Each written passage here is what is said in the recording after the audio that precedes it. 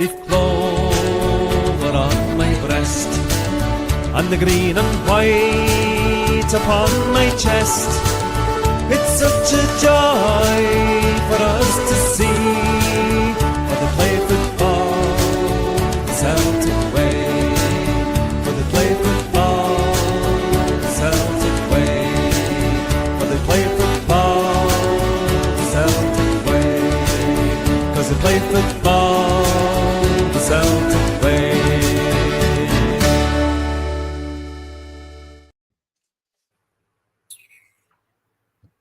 Good evening all, and welcome to the Four-Leaf Clover podcast. I've seen it in the comments. Yes, he is. Our KT is back, and we will get into it, ladies and gentlemen. But first of all, while we're waiting for our Michelle to sort of get on, we'll just go around the table and see how everybody's doing. Patrick, how are you getting on, sir? All good, Scott. Yep. Glad to see the middle of the week. Week's flying in all the same. Busy work, just never stops. So just nice to get a wee hour with you guys at this time of the evening. So going okay so far, Scott. Good man, good man. And Jerry, how has your sort of last few days been, my good man? Aye, brilliant. I know, great lads. Just working away, summer. Busy as usual. So I think you just get into that stage. You're starting to see folk going holidays and that now, aren't you? See this, I'm not waiting to July, obviously, but I'm just starting to see folk do. So I need that break now, Scott. Maybe out to Spain and just stay there. I think, mate, don't come back. Aye, plenty of room for you, mate. Plenty of room for you if you ever fancy it. 20 quid, mate. 20 No, euro no. digs cover it. Does that cover it? No, free to you, mate. Free to you. You get a freebie, mate. Don't worry about that. Andy, how are you getting on, sir? Just as we thought there was not going to be much Celtic content during the pre-season, it's no stopped. Aye, I've had a fucking shite week so far, to be honest with you. Aye, when it comes to Celtic, they've not really stopped either, have they? Obviously, KT getting involved, and then this young boy as well for Fulham getting linked. The other ones I know, talking about maybe Ayer as well. I'm sure we'll get into this in the show. So yeah, plenty to talk about. Him to recognise that woman there in the bottom right hand corner. I don't know who that is. Oh, it's Michelle. How are you getting on, Michelle? No, I've dyed my hair and everything, so I'm completely changed. No, yeah, I'm absolutely fine. I'm absolutely knackered. It's been Andy. It's been a shitty week, probably for different reasons. Whereas I probably sit my ass most of the time. Andy's actually grafting. So, but yeah, good Celtic news. I'm looking forward to talking about it. Jesus Christ, everybody's had a shit week. I'm on leave. Fucking brilliant, man. I'm having a great time. So let's get into it. There's loads to talk about. Loads been happening at Celtic. It's normally we leave our business to the end of the transfer window, but we seem to be getting things done early this year, which is pretty shocking, really, for Celtic, because we're never in this position, but we've got loads to talk about. So the first thing the club announced this week was we will kick off our pre-season schedule, not against Cork anymore first. It's going to be at Queen's Park on Friday, July the 4th. Kick-off 7:45pm. So Brendan Rodgers will take the Premiership champions to the City Stadium for the second consecutive season. This is something we spoke about on the podcast, actually. I think it was last week or the week before that we're hoping to strike up a little partnership with Queen's Park. So the Hoops won a winning 6-4 game last July. Please note the tickets for this game will be sold exclusively by Queen's Park Football Club. So as Andy alluded to there has been some talk of signings already. And the first one we've got for you this evening, ladies and gentlemen, is Callum Osmond from Fulham to Celtic. Now, we've went down this route before with Moussa Dembele, and it's something, again, we spoke about on the podcast when we were talking about Frimpong. You know, we'd like to see Celtic use this loophole that we've still got, the cross-border thing going on. So Mark Henry has reported the 19-year-old has successfully come through his medical, putting him on the verge of completing a switch to Parkhead.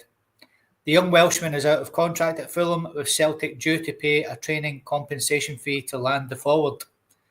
Osmond looks likely to become the first piece of business for Brendan Rodgers this summer, with the Hoops manager keen to strengthen his forward options. The striker impressed in the Premier League 2 last season, scoring 10 and assisting 4 across 17 appearances. Importantly, our sources have indicated that Osmond is being lined up for the first team squad rather than a development role. With question marks surrounding Johnny Kenny's future, the teenager could get his chance sooner rather than later. Rodgers is understood to be a fan of Osmond's attributes, and the move represents a continuation of the club's focus on young talent with first potential. Celtic will now look to tie up the final details, but with the medical completed and terms progressing, Osmond's arrival could be confirmed before long. So, Paddy, I don't know if you managed to catch this lad on YouTube. I watched him scoring a hat-trick against Spurs last season, I think it was now. And the boy looks quick, mate. He looks very good finisher as well. So, exciting times ahead. I have to say, Scott, he looks sharp. I hadn't really heard of him at all, and I think it was Jerry sent me a couple of links for wee video clips of him, and the guy can finish. There's no doubt about that. Again, obviously that's not a SPFL standard, but as you rightly said earlier, the last player we got from Fulham, Matt O'Reilly, didn't turn out too badly. And then if you go back further again, Moussa Dembele as well. Very little known of Moussa Dembele when he signed for Celtic in July. And by September, he was banging in a hat-trick against Rangers at Celtic Park. And he only got a game that day because Lee Griffiths was injured, if you remember back to that one. So he looks the part, Scott. There's no doubt about that. And I'm pleased to hear that he's not just going to be another young lad that's going to be coming in and thrown into the under-19s or the development squad or whatever they call it now. To get him in there, and let's see if this young lad can score goals. Personally speaking, Johnny Kenny, I just don't think Johnny Kenny's up to it. And it's no disrespect to the guy, or no, I'm not questioning his ability. I just question whether he's good enough to be a Celtic player week in, week out. So this young lad certainly looks the part, Scott. And, again, it is very much our model when you see it, trying to find these wee rough diamonds in the middle, bring them in, develop them, get the benefit of them for a few years, and then sell them on for big money. That's the way it's going. So, as to say, I think we paid around about 400,000 for Moussa Dembele. Yeah. Got around about 20 million for him after all the goals and the medals he won. Matt O'Reilly, very similar. I think we paid about 1.5 million for him.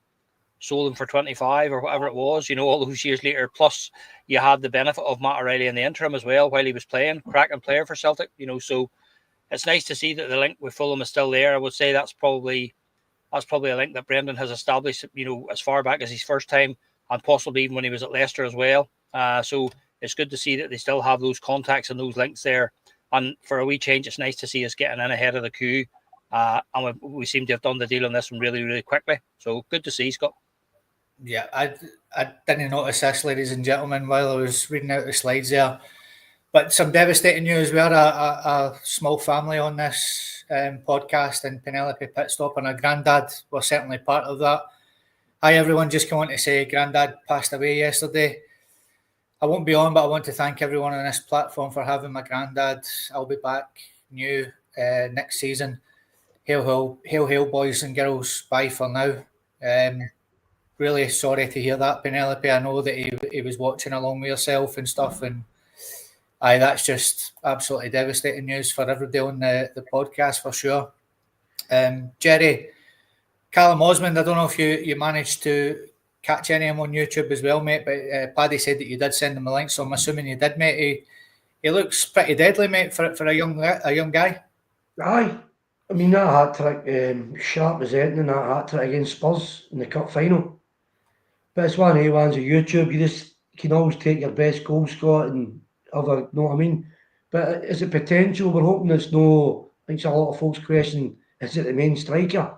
No, is this we're going to cover Kyogo with or whatever now? Because I think the one with the Danish boy looks, it's not going to happen now. So I can only go with what I can see because I just heard about him the other day. If I'm being honest, I hadn't even heard of the boy at all. I'm being rightly upfront. I think he's done Welsh youth. He's jumped to England now, or was English and jumped to the Welsh. I was looking to see if I could see. I know he's done one. He's already went from Wales to England now. Was that not on the Michael Owen? 21s. Was that not Michael Owen that done that? And Ryan Giggs? He's already went for the Welsh international team to England, or else he's went from England to Wales now to try and get again. But listen, I want these guys in, but I still want a main striker as well, Scott, if I'm being honest, because I don't know much about him. He could turn out to be a cracker. If he comes out as half as good as Dembele, we're laughing. So we're absolutely laughing. And it's good to see he's doing that route, because there's a lot of good English players, and Welsh, obviously, if that's what. There's a lot of these good players at these clubs looking at if Celtic can get in there and use that compensation thing, it really works for us, doesn't it? It works good for us, that. So, time will tell if he's going to be. And a lot of people say it's just like Cummings for us as a boy. No, a lot of people might say, how's he not got a chance? But Brendan's ready to say he's not physically ready. So, we don't know where this boy's going to be. Is he physically ready for Scottish football? So, time will tell, mate. Aye, Andy, I don't know if you want to catch him, mate, on YouTube or anything like that, or have a wee look at the boy, but he certainly looks sharp anyway, my man. Aye, I think it's obviously early days, it's potential really at that age, but that's the only footage there is. I've been looking for it. The only is the link that Paddy put on. I've not seen anything else of the boy. Nobody knew anything else about him till he was mentioned. Let's be honest, nobody had ever heard of him. 18, 19-year-old. It's a prospect in it, but obviously they're saying he's going straight into the first team. You're talking about Cummins there, and I think with Cummins, his contract was allowed to expire, and he's basically decided to move on. So he's wanted to leave the club. The good thing about this boy is he's wanted elsewhere and still with Fulham as well, and he wants to come to Celtic. So that's a good sign. Also, when you look at the situation we're left in, when no replacing Kyogo, and now there's talk of Kyogo, it won't go away, there's chat that Kyogo's going to come back. There's a chance of him coming back. I think this kind of puts that to bed if this boy comes in, because we've got Kenny, we've got Ida, we've got Maida that can cover in that position as well. So, I think it's early days, obviously. Listen, we don't know anything about him. We've only seen footage. Celtic's obviously watched him in more up close and more intensive than we have with a couple of clips on YouTube. So you trust their judgment. But the good thing is, at least their recruitment, we know their recruitment's doing something. They're out scouting, looking and doing their job. Other people look at other kind of players we're talking about coming in, and obviously I just mentioned Kyogo, mentioned Ayer as well. A possibility of him. That could be seen as a wee bit lazy. Players we've already had at the club, and maybe we should kind of broaden our horizons to not just kind of necessarily players that haven't played for us, but I think he's at a really good age for us as well, that Brendan can develop him and potentially a really good kind of time with the club, and have that kind of period to settle on and make us a profit, which is the business we're in. This is what we're in, don't you? And by the way, for all the money that the Rangers claim that they've got, that's the route that they're trying to copy us. That's the route that they're determined to go down, is trying to be self-sustainable, which we have been, and that's why we've dominated for best part of 25 years. So this is everything's coming together. But this is the way it's going to be. It's going to be players. It's going to come in. I think you're going to get your odd ones like Arnie Engels, but even at his age, he's still really potential. We spoke about him this season, and then looking towards saying his best season's probably going to be next season. So I think we need to if this boy does come in and he's straight into the first team, I think we need to be patient. So let's not judge too quickly if he does come in. He's a young boy. He's got a lot to learn. It's a big difference. He's not played one Premiership game for Fulham. He's done very well in their kind of B team. It's a big jump to come to Celtic playing in a Premiership, and you're fighting for every single win in every single game, and then you've got the European competition coming up as well. So, it's still good to see, but if he does come in and he's in the first team squad, just let's be patient to give the boy a chance. Aye, and Michelle, I think something that we've all noticed this season coming up is that we're trying to get our business done early, which is not like us at all. We always leave it to lastminute.com.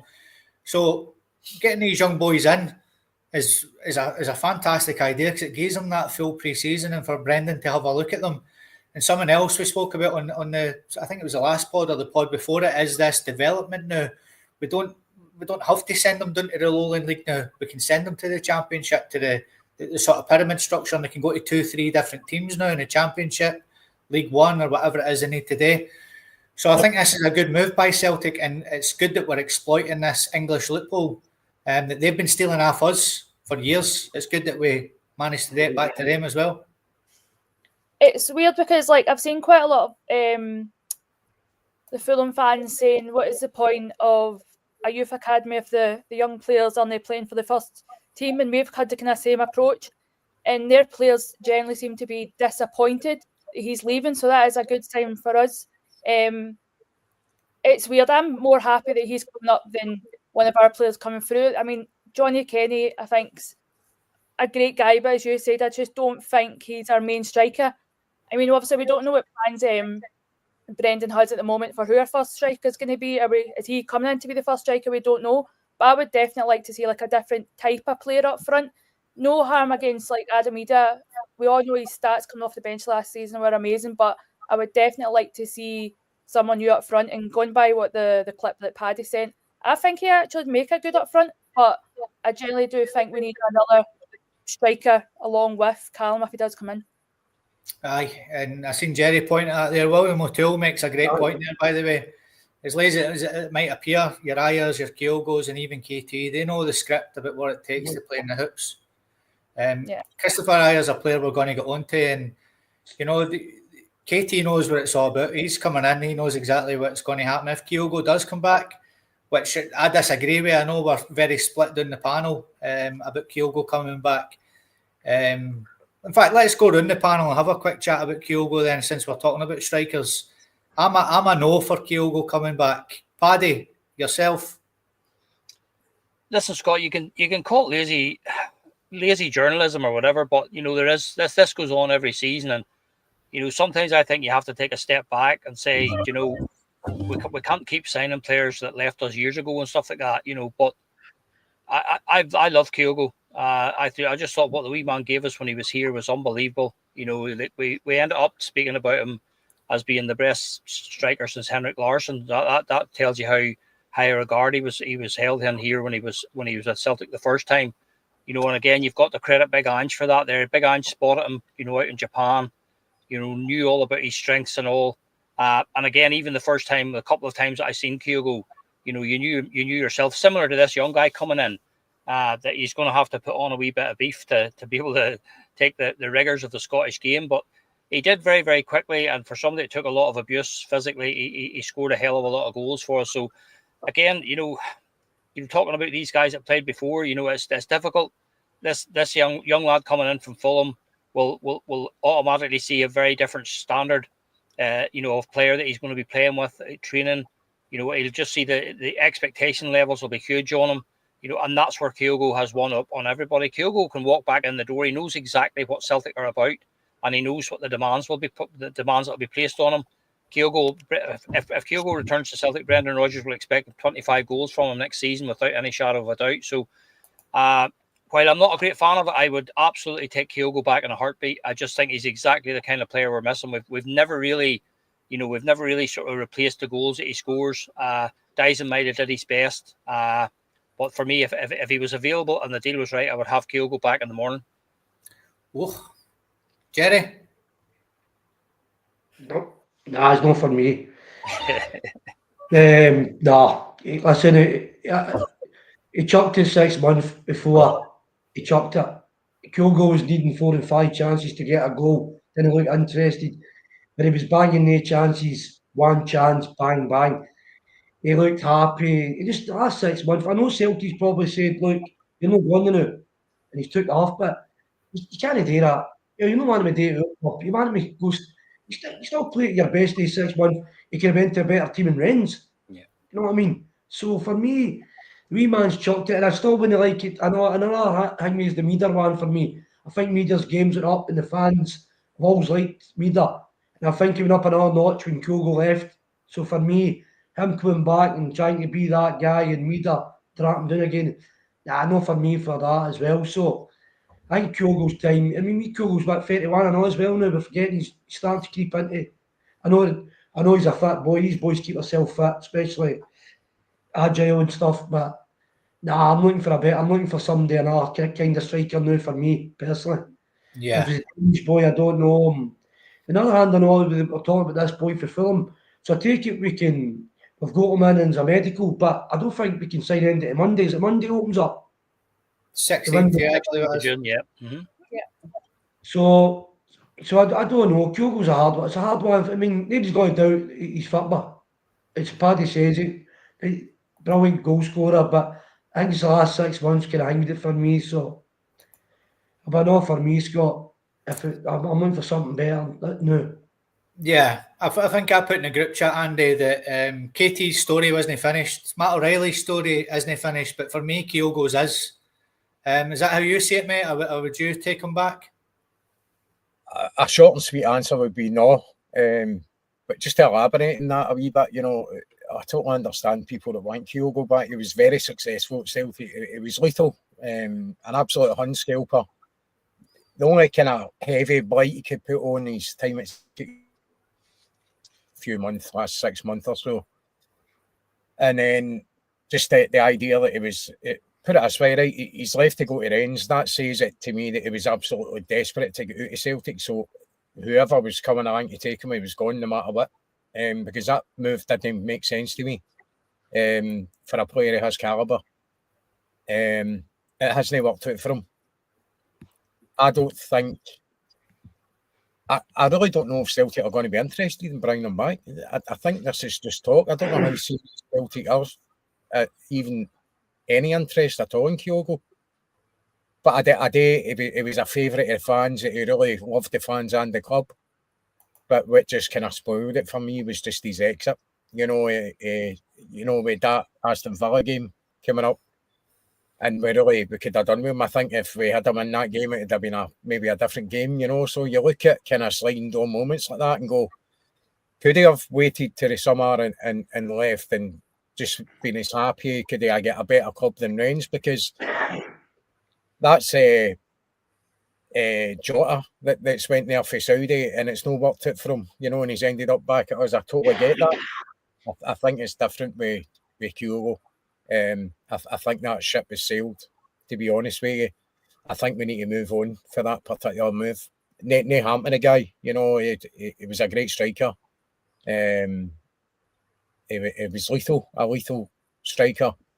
And obviously we haven't replaced him. It's very hard to replace a player of that quality, to be honest with you, and if we're going down the market of young players, then it takes a bit of time to really kind of get them to the pedigree that's required to get to the kind of levels that Kyogo was already at when he came to Celtic. And the thing is, Big Ange actually, I think it was Paddy that alluded to this, that he knew Kyogo for playing in Japan. He knew what he was getting. It was a very clever move to get all the Japanese players in. All right, it didn't work out for everybody, but Kyogo was a major success. But I'll go back to my short and sweet answer. No. Tommy's got his answer in there, Michelle. Do you agree with your Tommy, or would you take Kyogo back with open arms? I'm with Paddy. I would take him back with open arms. I feel sorry for him in a way, right? Because his manager in Japan told him he needed to find a new team to get more play. So I just feel like Japan was more important to him at that point, and he wanted to play for his country. So he tried to find a new team. He got signed by a new manager. He went, and unfortunately, the manager who wanted him to play in Rennes then left, and he never got time to play under the new manager. Somebody came in, and he's been put on the bench. I feel if that manager at Rennes had stayed, he would have had a completely different season, and we might have not been talking about this. So I'm kind of 50-50 on it. But I would definitely take him back, but only take him back if we struggle to get in a striker this season and he's the last resort. But yeah. There we go. A split panel, as I said. We've been chatting about this in the group chat, and it is split. But I get to decide and vote tonight. It's no last man standing. He's not coming back. He's not allowed. But as somebody said, he actually scored 3 goals in his last game, but they got chopped off for VAR. So in a way, it ended kind of on a high. He ended in a low because he walked out that bloody door. That's what he done. It's catchy. Right, moving on. Somebody that left the club and did come back was announced yesterday, and it was brilliant on the old social media channels from Celtic. Our boy is back, Patrick. KT, and he was speaking on the club's YouTube page. He said, I think it's perfect timing for everybody. It's been in the works before, but wasn't able to happen. This time, I think everything just fell into place. I spoke with the manager, obviously. I've worked with the gaffer before, and I've always kept in touch with him. He's one of the best, and I'm so lucky and grateful that he's given me the chance to come back again. Patrick, did you have a couple of tears yesterday watching that YouTube video, mate, with KT coming back? Oh, it was just fantastic, Scott. Just great to see it finally over the line. I know we'd heard about it and we'd talked about it, but until you see him back on the Celtic shirt again, you know, you're always wary that something could happen at the last minute or whatever, but it's just great to see him back. As I said earlier, I'm not really a big fan of this going back again, but I'll make an exception for Kieran Tierney all day long. Fantastic player for us the first time around. You know, you just saw him growing he went from a boy to a man in a Celtic shirt. And then he got a move to Arsenal, one of the Premiership giants, another massive club with massive expectation. But Arsenal were getting a player who was well attuned and well adjusted to playing under that level of scrutiny and that level of pressure. But I don't know. I don't think he didn't really do himself justice at Arsenal over the time he was there. He was sort of in and out, and injuries played a role and stuff like that. But you know, listen, Kieran Tierney. You know, Kieran Tierney of Arsenal never sounded like Kieran Tierney of Celtic. It never had that ring to it. You know, so you were always hoping somewhere at the back of your mind that, you know, he will find his way back again. You know, and it's great. You know, people don't realise that. You know, Brendan and these players stay in touch. You know, there's so many of those players that were good for Brendan the first time around. The guys that he leaned on week in, week out. Kieran Tierney was one of them. Scott Brown. You know, Stuart Armstrong. You know, just the guys that he leaned on, Michael Lustig, but guys like that, you know, Brendan keeps in touch with these guys, and he's always very keen to see how they're doing and things like that. You know, so obviously there was conversations being had with Kieran, maybe as far back as a year ago. You know, they'd have been having chats about this, that, and the other. You know, and Brendan would have been very well aware of his contract situation and stuff. So it was a no-brainer for Celtic to go looking for him. You know, and as I say, you know, are we getting back a better Kieran Tierney than the one that we left? I would suggest that we are. I think we're getting a better, more rounded player. You know, he's had a few years of experience playing for Arsenal, both in the Premiership and also in European football. Arsenal, you know, they're involved against Real Madrid, knocked out Real Madrid in the Champions League this year, and Kieran was on the pitch. You know, so you've got a player there that's come in and he's had a taste of the big time with Arsenal. Completely different experience from playing for Celtic, but you know, again, he'll be well attuned to the standards and to the expectation levels. As I say, Arsenal massive fan base as well, with big expectations from them as well. Very similar to ourselves in that rivalry with Spurs. You know, so Kieran Tierney will be an absolutely fantastic signing for us. Obviously, I'm just concerned about his injury, Scott. Just concerned about his overall injury record. But you know what? We've talked so many times this season just past about the need for us to rotate the players. You know, rotate the squad. You know, because they play so many games. When you know Kieran will be playing for Scotland, he'll be playing for Celtic, he'll be playing in the Champions League. You know, so we're not expecting him to come up and play 60 or 70 matches. You know, if we can get 40 good games out of Kieran this season, that'll be fantastic. You know, and spread the load with whoever's going to battle out with a left back spot for him. The other thing about Kieran is you know, he's not just a left back, Scott. You know what I mean? He's played on the left hand side of midfield for Arsenal as a kind of a left wing back. And he's also played in the back three as a third centre half, and that's not only Arsenal but Scotland as well. If they've utilised him in that role as well, so you know, you see the way he links well with Andy Robertson in that playing for Scotland. So I think he can do the same with ourselves, with whoever's going to be his partner for the left back role. So no, I'm just delighted to see him back, Scott. It was a no-brainer, and it's just to see, you know, to be able to sign a player of Kieran Tierney's ability and experience for nothing. It was just an absolute no-brainer, and it's just fantastic to see. Aye, bang on, mate. And Jerry, I mean, his injury record is concerning, obviously, but we're getting a world-class left back in for nothing, mate, for 5 years as well, 5-year deal. Aye, I think it's an absolute brilliant signing. So the 5-year deal just turned 28 the other day, Scott. We're getting this guy. This is a guy who's coming up to 32, 33 to pull the Celtic jersey on. This is a guy getting his peak years of football. It's a great signing for us, brilliant. And this is the difference between him and Kyogo. Folk are saying there, asking questions, is it alright for other players to come back and vice versa? Celtic basically made Tierney take that, go down, go to England, get yourself down there and play and come back. The Celtic were getting 25 million. Celtic, weren't they were keen to get him out the door as well. It was a great deal for both. By the way, he could still sign for at least 10 to 15 English Premiership clubs down there now, Tierney. But no, he's decided he wants to come up and pull that jersey on again. You know what I mean? They can sign with him else again, double his money again. He's coming back.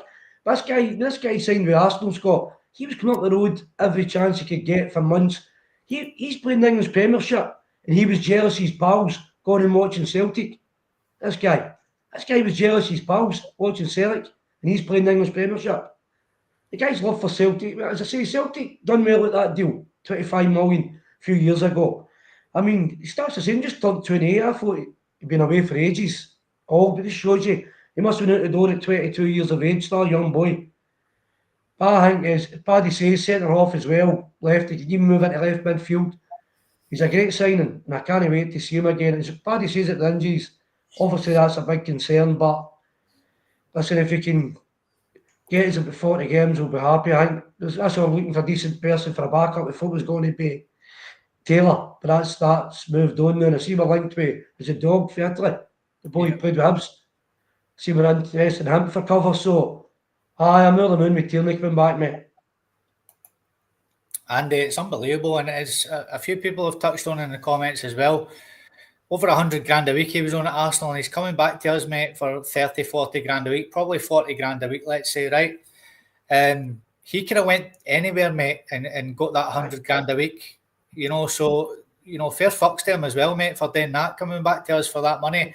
It just shows you how much that he was determined to come back. He could have came back at 33, 34 still, but he's came back at 27, 28-year-old and signed a 5-year deal. And it took a massive wage cut to come back to us as well, mate. It just says everything about the boy. I think the fact that when he did leave, he wasn't looking to leave. Celtic got an offer and accepted it, you know, so they allowed him to leave. So it's not as if he's sitting greeting, I want to get down to the Premiership and do this and do that. Great opportunity for him. Obviously, you're gutted when he does go, because I thought he's the next captain at that point. And it just... The good thing for us now that we've got Calmac, we've got Forrest, we've got AJ on the right hand side who's a leader, we've got CCV, and we've got KT on the left back role. All leaders, all experienced players. KT's been there and done it with Celtic. He's been down the road, very, very experienced now, playing up against some of the best players in the world for 5-6 years. And so you're going to benefit out of that. We experience, you know, we're definitely getting a better player back for nothing, right? I understand his wages are going to go up. It's a massive trap for him. He's probably going to be the best paid player at the club, let's be honest. Run a bit level with Calmac, I would imagine, anyway. But I think you've never had that impression about Kieran that it's ever been about money. He's talking about down south. They're all walking about with their earphones in and their fancy Gucci bags and all the rest of it with their boots in it. He's coming in with a Tesco bag.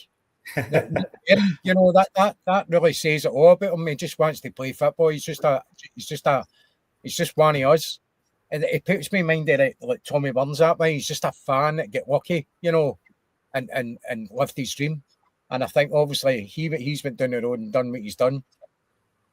Played in the semi-final of the Champions League. You know what I mean? And we're getting a world class. I think he's world class left back. Yeah, for nothing, for absolutely nothing. After selling him for 25 million, he's a leader. He's a warrior. That's what I'm looking forward to. We've got AJ on one side and KT on the other side.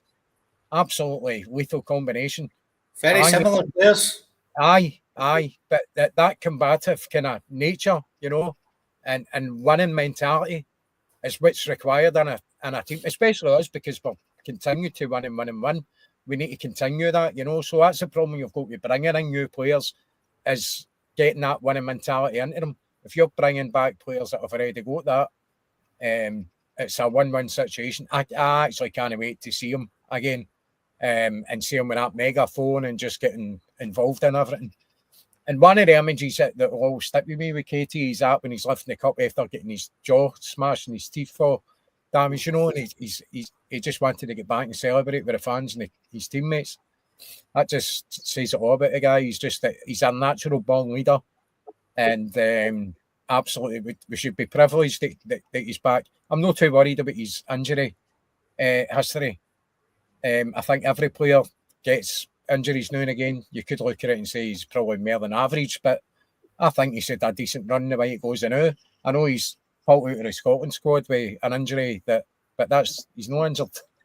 You know, that's, you know, Celtic have basically said he's not playing again. Simple as that. So I think he's been on a half decent run when it comes to playing without injury, and just really looking forward to see him in the hoops again and playing at Celtic Park, and just brilliant signing.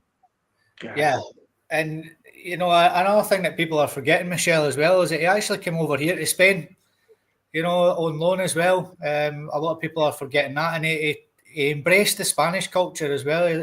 He's apparently fluent Spanish as well now, you know, so he came here and he learnt the language out here, and, you know, done his time at Arsenal. So we're not just getting, he left a wee boy and he's coming back a man. You know, he's cultured now. He's lived in a big city like London, went to Spain for a year as well. He's just a different guy now. We're getting a better version of the KT that left. No, yeah, definitely. You've took the words out of my mouth. I was going to say he's left the club as a boy, came back a man, and in a few year times when Callum steps down, he will be our new captain. I'm sure of it. I'm definitely looking forward to him come back. The whole videos and the clips they put up yesterday, this nostalgia, it felt, I was looking forward to it. I knew it was going to be a great feeling, but just seeing those videos just felt so real. But everybody's always saying about the money he's making down there. Like you said, he doesn't care. He's coming back to his family. It's like he's moved away from his family for a few years and he's thought, right, I've had enough, I'm coming home. And he doesn't care that it's not going to cost him anything, that he's just coming home to play his family and be blood. Obviously, Andy said we don't worry about the injuries. The only thing that kind of worries me is the fact is Brendan will probably not play him on the artificial grass. I know we've got 3 teams this season in artificial grass, which means automatically that he'll probably be out at least for 9 games of the season or more, depending on who we're playing in cups and league games because of injuries. So I'm just hoping that, because CV will be the exact same. So if we don't sort the situation with the left back out, we're going to be a bit screwed when it comes to left back players. Yeah, and hopefully that's something. Well, I'm sure that Brendan will have that in the pipeline, definitely. So somebody that Andy mentioned earlier about players coming back, we've been linked with 2 Norwegians this week, and one that is very familiar to us, Paddy. I've actually spoken to him face to face when Norway played Gibraltar over here. I was doing security and I spoke to him for a good while, and he was still at Celtic at the time. And he gave me his jersey after the game as well. So I've got it in the bedroom there with his name on the back and stuff, and had a good chat with him. But I said to him, I says, you've got a year left in your contract. I says, what you doing? You better get it bloody signed. He's like, I don't get what the problem is. You know, I've still got a year left in it. I went, mate, we need to either cash in on you or you need to sign a new contract. I was giving him proper brain damage. And it was Christopher Ayer. So he's been told by the Norwegian, sort of similar to the Kyogo situation, Paddy, he's been told by the Norwegian manager that he needs to get some game time. He's getting played at right back for his club at the minute, and that's on the odd occasion. So he's not getting a game. Scales, Trusty, and Naroki, and everybody else that's went into that left centre-back position haven't really been up to the standard required. Is Christopher Ayer a guy you would take back to Celtic as well, mate? That's a tough one, that, Scott, for me. You know, he ruined it for me with his antics over the last season and COVID.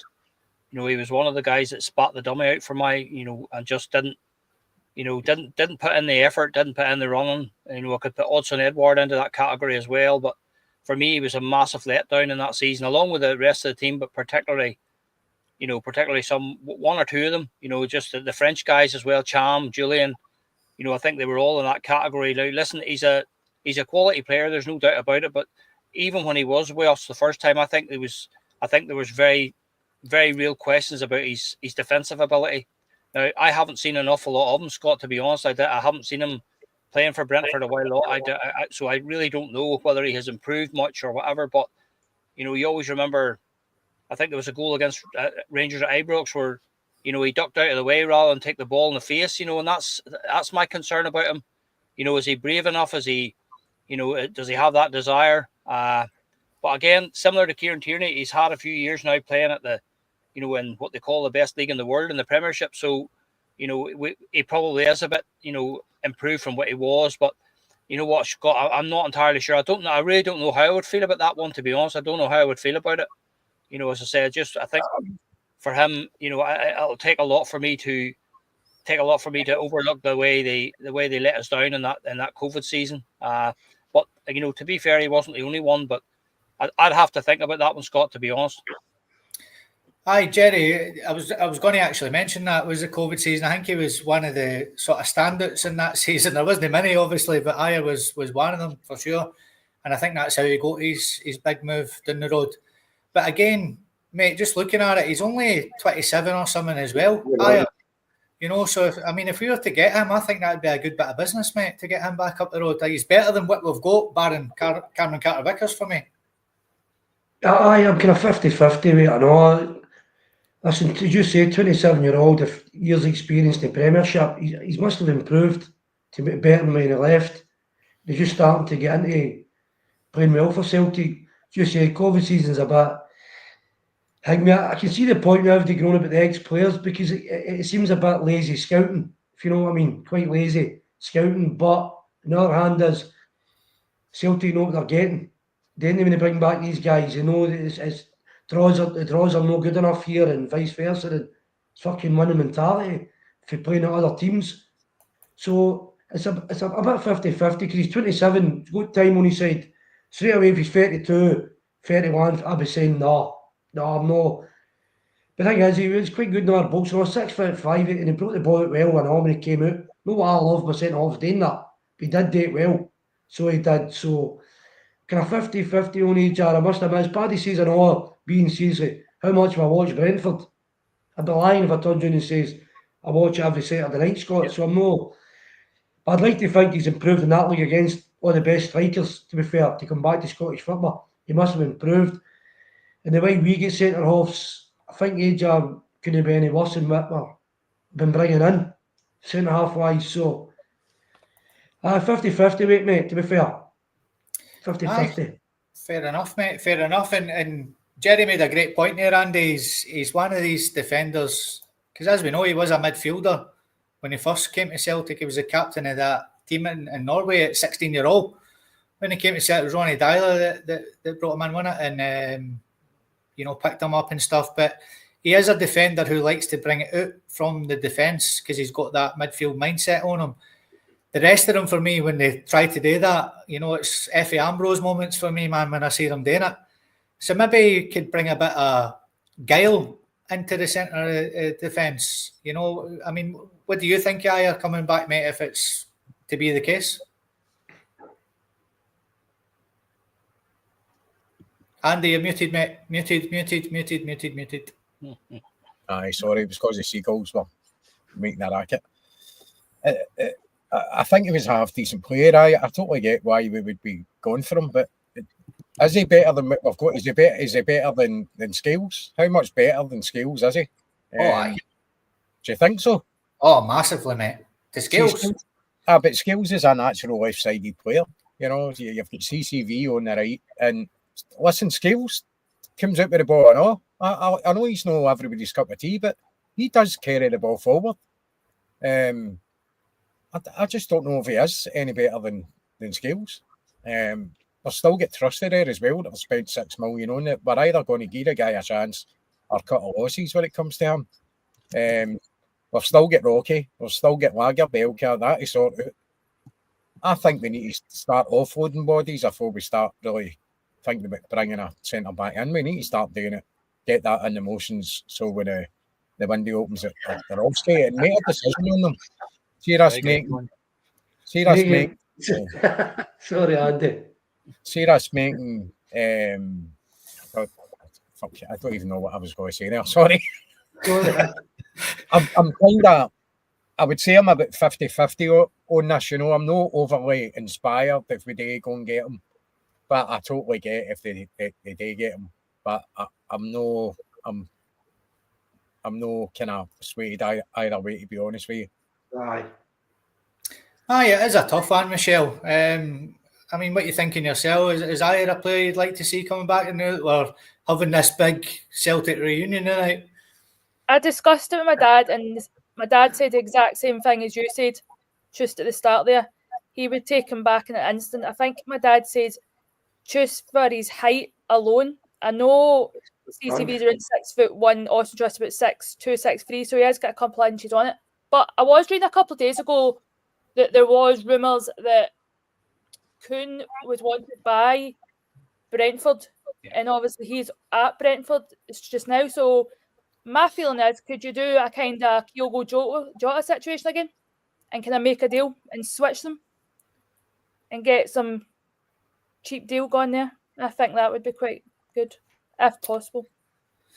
Aye, there is talk of Kuhn leaving. So Also, I think there was rumours as well, though, in January that Chris and Brendan were talking for quite a while for months as well. So same thing happened with KT, like what happened 6 months later. So it's just same thing. aye, no, it is a I good. can I see Plunge not sticking a wee YouTube video together? Him playing football. He says he's better. I want to see him put a wee YouTube video together. Keeping the ball up.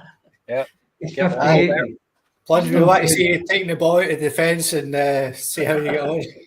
Put the back garden. Do a wee YouTube video. We can see it. We'll put it up. We'll watch it. The challenge has been thrown down to you, Plunge. Oh, there I we go. see that Plunge. We can do that. Good cracker right in the comments as ever. There's over 150 people watching us as we speak. So if this is your first time, I've seen a few new people in the comments. Please like, share, and most importantly, subscribe to the YouTube channel.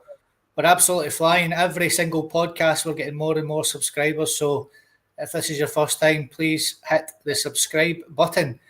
So another Norwegian has been linked with us, Paddy. He was actually linked with us, and it looked like he was coming in January, but I think he got a bit of an injury. Sondre Orjaseta, shall we say, his name is. Yeah. We've reopened talks with the young man, 21 years of age. I think he said as well that he wasn't ready to come to Celtic back in January, but we've opened up talks again. He's a player that Brendan Rodgers likes. I know that we did have a look at him when he was linked in January. He's a player that we spoke about in a previous podcast. What are you making of this one, mate? Aye, and do you know what, Scott? It's a player. He's had another year now. He's had another year of development. You know, maybe they were right. Maybe he just wasn't ready for the step up at that stage. You know, I'm pretty sure Celtic would have taken him at that stage if a deal could have been agreed. But, you know, sometimes it is best to just leave a player where he is for another year and get a wee look at him in his own circumstances and his own surroundings and see if he grows and develops into a better player. And that's exactly what looks as though it's happened here. Again, I haven't seen an awful lot of him, Scott, apart from just the YouTube clips. He does look a decent player, but you know, he's a player in one of the positions where we definitely need to look at. You know, you've got uncertainty over Nicholas Kuhn. You know, James Forrest is not going to go on forever. You know, so there's that question mark over Diaz and Maida. As Jerry says, if we decide to put Maida through the middle as our central striker, we're going to need another winger there as well. You know, so he is a player there in a position that we definitely need to have a look at. You know, Lewis Palmer, for me, again, he'll be gone too. He's not good enough. You know, so definitely for wingers, he definitely looks as though he would fit the bill for us. But and the benefit, I suppose, for ourselves to say is he's had that other year of development now, and Brendan will have been getting regular reports on his progress there. They will have kept a good close eye on him. So, you just might find that 12 months later he's now ready to make the step up where this time last year he just wasn't up to it. So for me, it would be a no-brainer again. If the guy has potential, again he fits the criteria of our transfer model at the minute. Bring them in, young lads, get them in, get them into the winning machine as Celtic. Develop them over a number of years and sell them on for big money. And if anything that, if you've watched the progress of Kyogo and Matt O'Reilly and one or two other guys there, even Jeremy Frimpong, you can see what signing for Celtic as a young lad can do for your career. It can absolutely transform your career, and it can lead to a bigger move to a bigger league and maybe a bigger club, whatever. So we are very attractive to these young lads. You know what I mean? So, and Brendan, as I say, this is the difference that Brendan gives you when he's in the transfer market. Brendan's well known all around the world. He's a world renowned manager. So these young lads would be queuing up to sign for Brendan. So, as I say, I don't know enough about him, Scott, but from what I've seen, he looks a decent winger, and definitely if we can get him in. Aye, Jerry, we did have a good look at him in the January transfer window because it looked like he was coming. The deal sort of got pulled at the last minute due to a wee injury and stuff that he had, and the boy sort of getting cold feet as well. But fair dues to him, he said he wanted to stay and develop where he was. And this one looks a goer, mate, to be honest. I mean, got the reports, the boy's highly rated in Norway and stuff like that. But for me, Scott, I personally like to see him signed, but then I'd like to see an experienced winger signed as well, get straight into the team. 26-year-old, 70 caps, a right good winger. Instead of having somebody like him, I'd rather have him coming in, aye, go for it. But I'd like to see three cracking players coming straight into that team this year. Winger, centre midfielder, we know that. Somebody strong, big, wins the ball, does everything. Big centre half, we know we need these guys. I bring these boys in, but we still need 3 or 4 experienced players to come in. Yeah. So it's good we bring a young winger in with potential to go into massive things. We still need that experienced winger, 26, 60 caps, 70 caps, straight into the team for me. Can only help that boy and all. To me, it's another 50-50 player for me, potential. Yeah. 21-year-old. He's not even been back for the Norwegian international team yet, so he's still young and learning. So I'd like to see somebody come in with him as well. A winger, come in, but somebody's going to come straight into that team this season with every Monday, 2 or 3 cracking players coming right in. Aye, you're bang on, mate. And Andy, it looks like we're going to be losing the likes of Palma, potentially Yang as well. Michelle's mentioned Kuhn there, and a couple of people in the comments and stuff as well. So Jota's injured for another 6 months. So it's definitely a position we're going to be looking at. So for me, I think we're going to be bringing in 2 wingers. And this boy looks like he's going to be one of them. Aye, Palma will only be missed. So he's going to be out the door. Kuhn's a funny one because he had an absolutely fantastic start of the season, then just drifted away. So we know Kuhn has got the minerals to do the job at Celtic. It's just that whether he decides he wants to or not. Is his head turned? Is his mind somewhere else? Is he actually potentially looking for a move? If he is looking for a move, I wouldn't stand in any player's path of moving on because I don't want a player at a club that doesn't want to be here. And no matter how good they are, I think it could be poisonous in your squad when you're trying to win games, competitions, titles, and try to do well in the Champions League. You need your players to be at their peak. And that includes in the heat as well. So if they're not fully committed, then they should go. And I think Kuhn's a fantastic player. I think he showed that, But this boy you're talking about, this Celtic's model, and I think that, it's pretty obvious that's the route that we're going to take when we're signing players as potential. It's worked for us in the past, with the whole kind of Matt O'Reilly thing and stuff like that, developing them, selling them on for more money, and that's the game we're in. But I don't really know a lot about him, I've got to be honest with you. But the reports are he's a very good player. And everybody loves a winger, don't they? They bring the excitement into the team and the whole attacking phase. Maybe if he does come in, the boy that, Kuhn needs a bit up the arse. And you talked about Yang as well. have we seen enough of him to really make a serious judgment on him? Because he's been in, he's maybe no done it, and then all of a sudden performed superbly, and then kind of just died off again a wee bit. So that's a wee bit concerning when it comes to like consistency. And you've got to be consistent to be taken seriously, whether you're a good player or no. So I think any addition is going to be good, and especially at that age as well. It's going to benefit the club. So good kind of sell and stuff like that. So aye, bang on, mate. And Michelle, I think you were what? That's it, Michelle. What were you laughing at now? Sorry, somebody's Eddie boy knows the footer. We've got some footer players in the thing, me and all. We've got cracking players. You know what I mean? Just laughing at like some of the comments. I can't help it. Every time Andy talks, somebody does a brilliant laugh. Sorry, Andy's unfair on him. no, I didn't even notice. We've got further players. We've got Kevin Bridges. We've got everybody on. Just the battles. Just Jerry, you need to try and remain professional on this podcast at times. You know, sorry. it's difficult sometimes. I know. Michelle, I think you were on the sidelines during the January transfer window. I don't think you were quite with us just yet, but I'm sure you noticed that you were an avid watcher, and I'm sure that you noticed we had a good chat about this lad. It looks like Celtic are going to sign him. I mean, what's your thoughts on getting this young boy in, and who do you see leaving as well? I just wish they would either sign him or no, or forget about him. I'm fed up hearing about the boy, and he's not even played 1 minute for us. Like, I'm fed up hearing.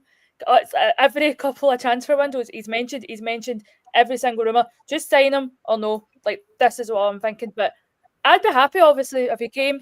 Everybody's saying get rid of Yang, but Yang's only good for us when he gets his Nat King Cole. Any other time he's absolutely shit. So if I was getting rid of one, get rid of Yang and I'd bring in him. But I've got a feeling it'll be Kuhn that'll go and he'll come in, because Brendan did say that a majority of our good main players are going to be gone. So to me, it might be Kuhn for the new winger. Oh, big. So no Hatate. You're going for Kuhn. You think Kuhn will be the big signing to go this summer? I feel like Hatate probably will as well, and I'm just trying to think no, because I really want him to stay. But I really don't think it's going to happen. But just because it was such a shitty, sad ending for Hatate, I really want him to get a proper goodbye with us. So I'm just trying to manifest it. It's not him.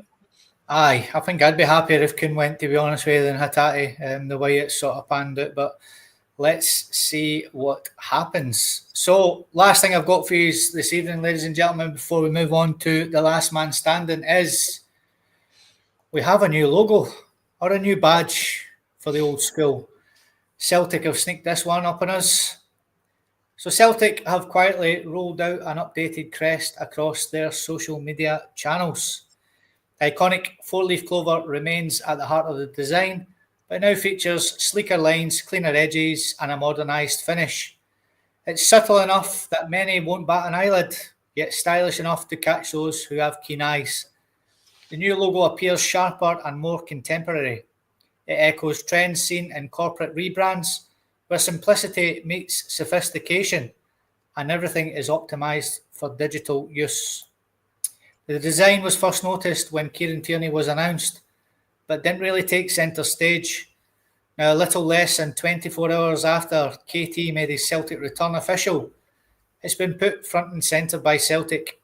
They've changed all of their social media profile photos to an image of the new badge.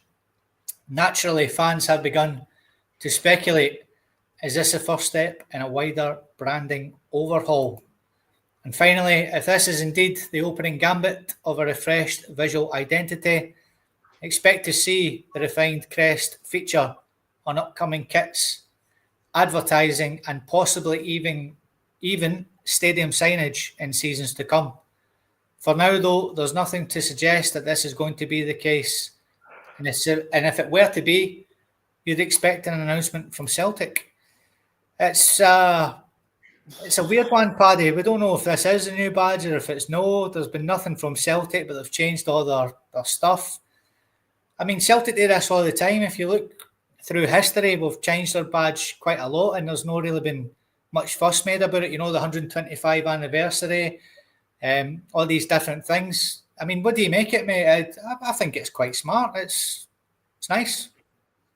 It definitely looks the part, Scott. But to me, it seems to be something that they may be just tinkering with something. There's been no official announcement on it, so they're maybe just giving it a try. They're maybe putting it out there just to see what kind of a reaction it gets from the supporters. I do think if it was looking at a permanent change of badge, I think they would have had it on the new jersey. So I'm not entirely sure what to make of it.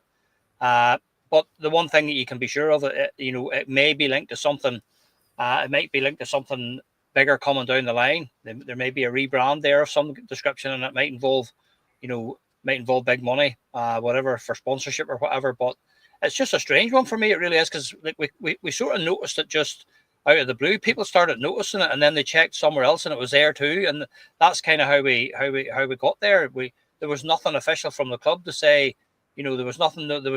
Normally they would tease us with something like that. If there's going to be an announcement, they give you something the night before to tell you at 8 o'clock in the morning. But there was absolutely no fanfare whatsoever with this one at all. So I don't know what to make of it.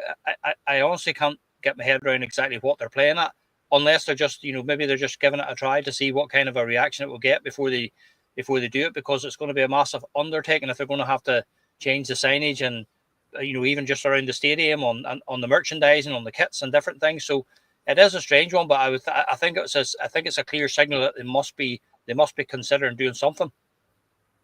Aye, Jerry, it's a bit of a kick in the teeth for people who just forked out 100 quid in a fucking tap, isn't it, mate? Yeah. If that's the case as well. So, I mean, what do you make it, Jerry? You happy with it, or? I'm all for change is not good, Scott. I'm quite a sticker in life, if you know what I mean. I stick with things. You know what I mean? I go to the restaurant, steak pie. That's my stick. I just stick to the same things. I'm happy. Just change things, but as you say, there's no official. It's just come out the blue, isn't it? Yeah. For somewhere. Nobody knows what they're trying to do, but I'm just it's an offer me. I'm just gonna stick with what I've got and don't change things too much. So it's as I say, but as you say, you've got to put it in different strips and we folk happy with it. Maybe it's a design for maybe the tarts for the bars or something. You never know. Stuff at the bar. But just leave things alone, the simple things.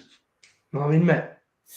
Aye, Andy, it's a bit of a shocker if they have changed it after all the kits just come out and all the rest of it, mate. But as I've said and Paddy's just said as well, there's been nothing official from the club. But I mean, it does look like they have changed it and sort of kept it quiet. It's a weird one.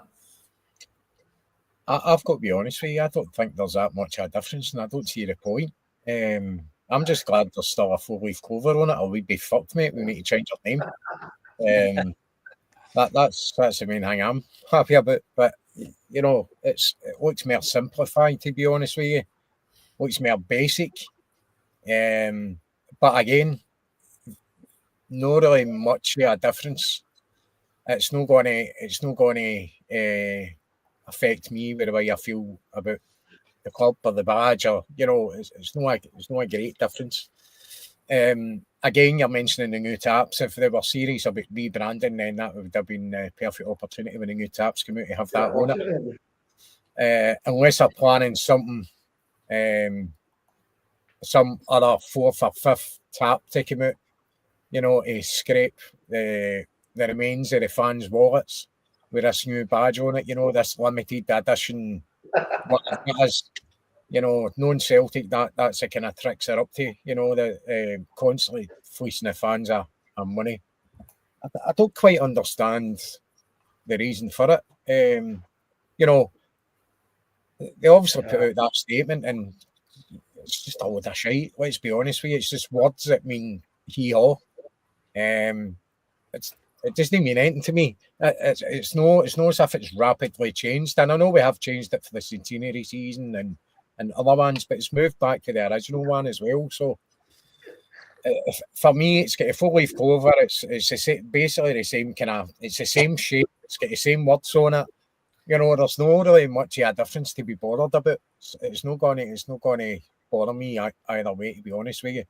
It will bother me if they do you've obviously, well, I've got this new tap, a lot of us have as well. And if it is a different badge on it, then you're kind of screwing the fans out a wee bit. So that's I'd be kind of disappointed with that. If it's you're getting the latest tap and it's not getting the latest badge on it. So timing wise, it's a bit weird. Aye, you're bang on, mate. Aye, it's going to cause a bit of uproar if it is the case. Now, Michelle, a few people have mentioned in the comments here that for me as well, the centenary badge was my favourite badge that Celtic had, for sure. I know you weren't around in those days, back in the black and white olden days, Michelle. But what are you making of this new badge that's been doing the rounds? It's absolutely hoofing. Like, what the hell even is that? I'm sorry, right? This is what I think's came about. Somebody at the advertising department's been told, we need a kind of trendy, up-to-date logo, right? Somebody's went to the toilet to do a Barry White, asked ChatGPT to create a up-to-date Celtic logo, came out with that, and is getting paid a year's wage, or what I'm making a year for one tiny thing in a day. It's absolutely hoofing. What is the point of it? I don't even get it. And like you said, it's going to get probably new T-shirts and new everything, and it's another excuse for us to spend loads of money because no doubt we'll all go out and buy new stuff on it. But no, to me, it's just gadsy. Any odds could have went and created that within like 5 minutes. It's just pointless. Like a 2-year-old could have designed something better than that. And as somebody said in the group chat, we'll now need to change our wee logo at the top to match, because if we don't, then we're going to look as if we're living in the old days. So that logo is not changing. Exactly, because the new one's shite. We don't want to. I thought Chris Higby says get rid of me, get rid of the right. I didn't see the badge above. I'm not spending 80 quid in an LED light for behind me when I'm home on a Friday to go and change it to something else. They can take a run and jump. Just don't see if something's so broke, just don't change it. I just feel like we're always one of those clubs that maybe changed it slightly but kept the kind of heart to it. That's just, there's no emotion. There's no emotion in that badge anymore. I don't like it. And as James Wiper says, I don't like it. Can you tell that I don't like it? No, absolutely do not like it. Do you not like it? No. Oh, no, I absolutely love it. No. Michelle doesn't like it. No. Okay, so it's a thumbs down from the team by the looks of things. And there goes free merchandise for the group. Aye, exactly. I think it's just to get more money out the fans, to be honest with you. I think that's what it is. They'll bring out new merch, as we said. So, ladies and gentlemen, it's now that time. Last man standing.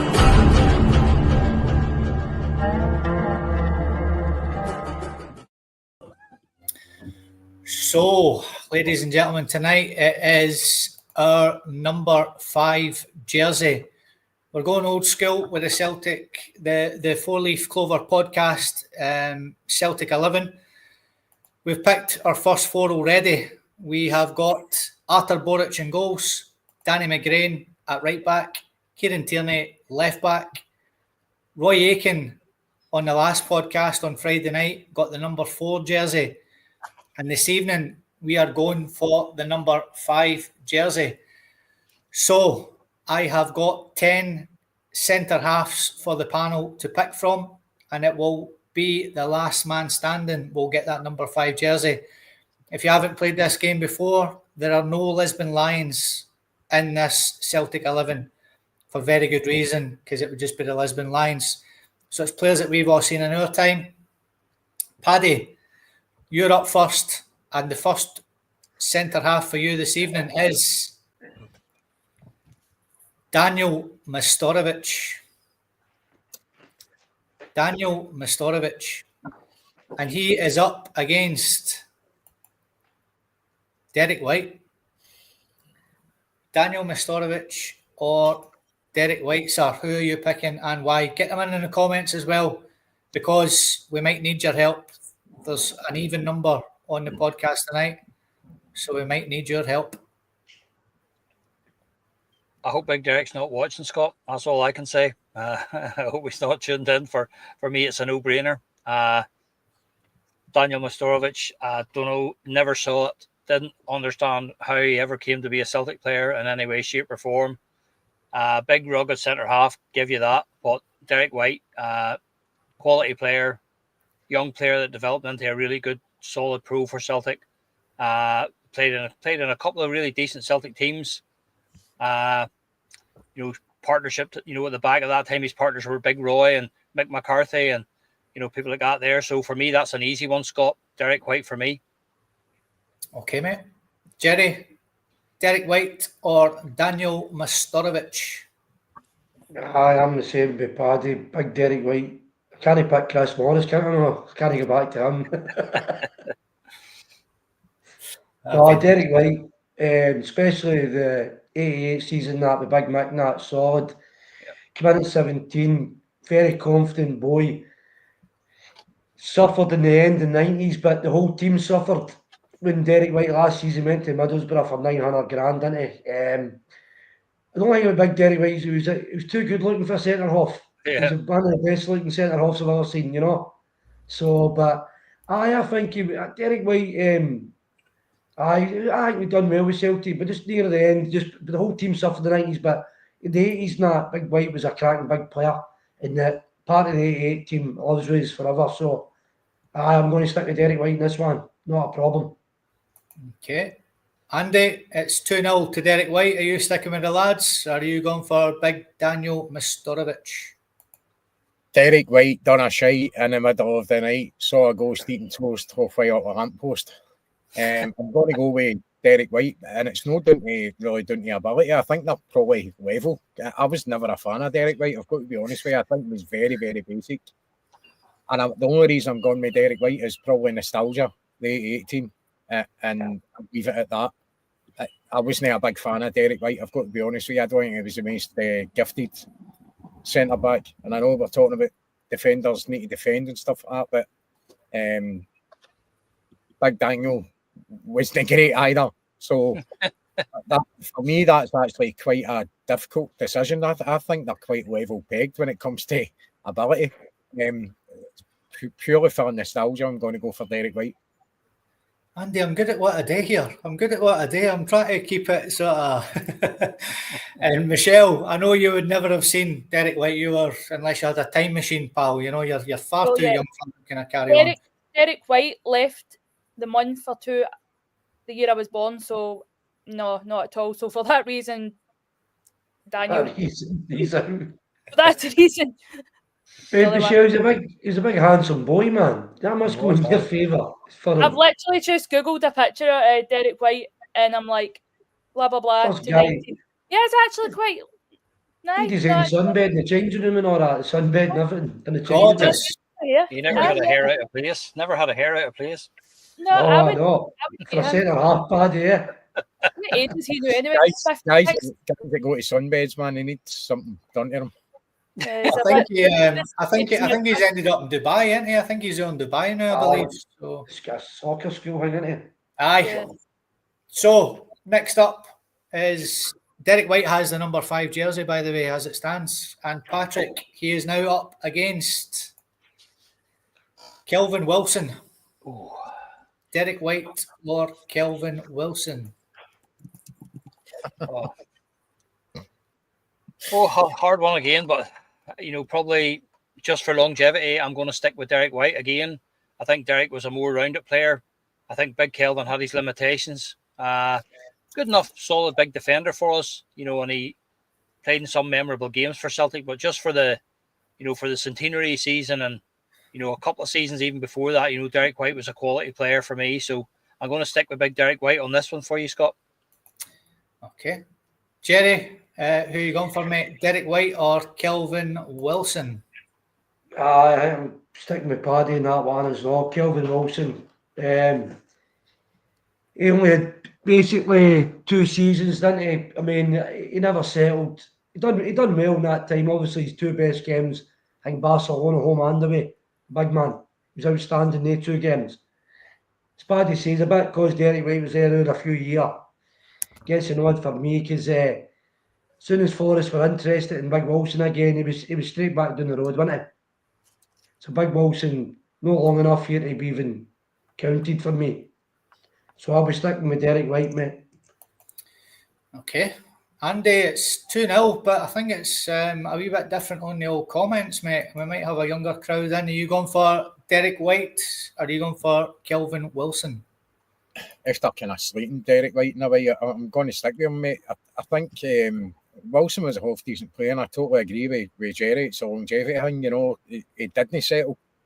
We never seen enough of him, and I think the whole longevity thing, I'm going to stick with Derek White on this. Oh, so, Michelle, Derek White has kept the jersey again, but we have to get your opinion.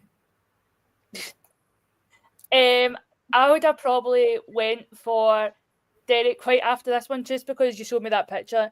And that's a really bad reason for going for somebody, because they've got nice hair and they're quite fit. And as somebody said, when they kick him out of bed for crumbs. So let's just go for let's go for Derek White for that reason. Okay, so Derek White gets the vote from the panel. It's a clean sweep. This could be another Mark Reid and Chris Morris moment here. Derek White is absolutely flying. So Derek White has the jersey. Incidentally, that tap's got to be up there with the favourites. Yeah. Aye. It's a belter, absolute belter. Absolute belter, mate. I think that's going to be my next purchase after seeing that the other night as well when I was setting this up. So, Patrick, Derek White is now up against Eric Sviatchenko.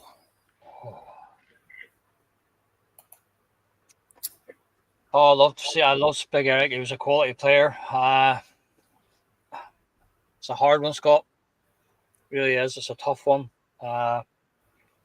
You know, I'm not saying we weren't a great side, but you know, we was in that team. Rangers were making their way back up through the league again, and Ronnie Dylas' team, and we weren't that great to watch at times. So I'm going to stick with Big Derek on this one here. Quality player, bringing the ball out from the back.